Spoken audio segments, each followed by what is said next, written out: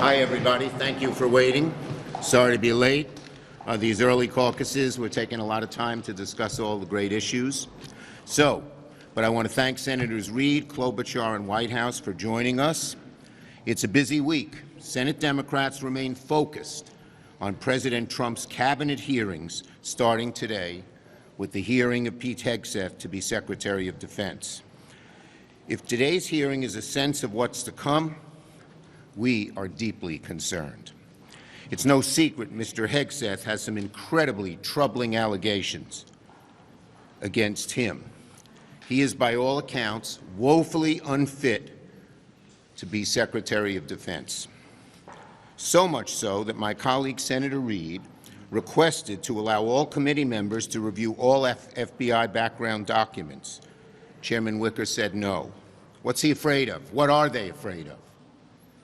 If Mr. Hegseth had nothing to hide, and if Republicans do indeed think he's qualified and ready for one of the most consequential jobs in the country, why is the chairman hell-bent to keep all relevant information out of the hands of his colleagues?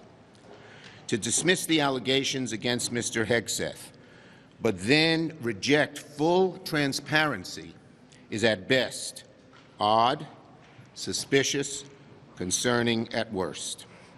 Unfortunately, Mr. Hegseth's testimony failed to address the disturbing questions that plague his nomination.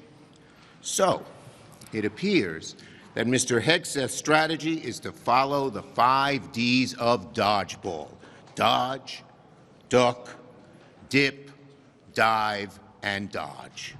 That's his strategy. See the movie?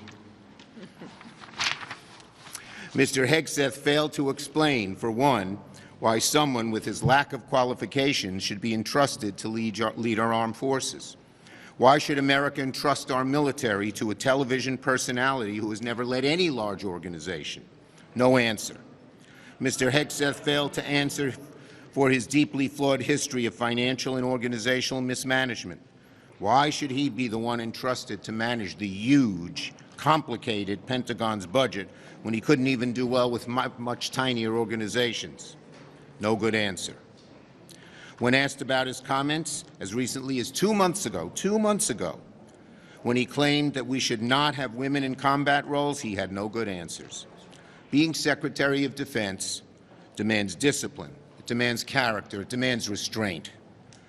Mr. Hegseth's history shows he's deficient in every one of these qualities. And without any documentation to prove otherwise, it would be deeply irresponsible for the Senate to confirm him as Secretary of Defense. It's a risk that our 3 million military and civilian defense workers cannot take. But of course, Mr. Hegseth isn't the only nominee we're concerned with. We want to make sure these nominees, we say to the American people, we want to make sure these nominees are fighting for you and your family. We want them working day in and day out to make our country safer, bring costs down, and make life easier for all Americans. That's what Senate Democrats are focused on throughout these hearings, and you'll see us continually focusing on these and what we'll fight for in the hearings.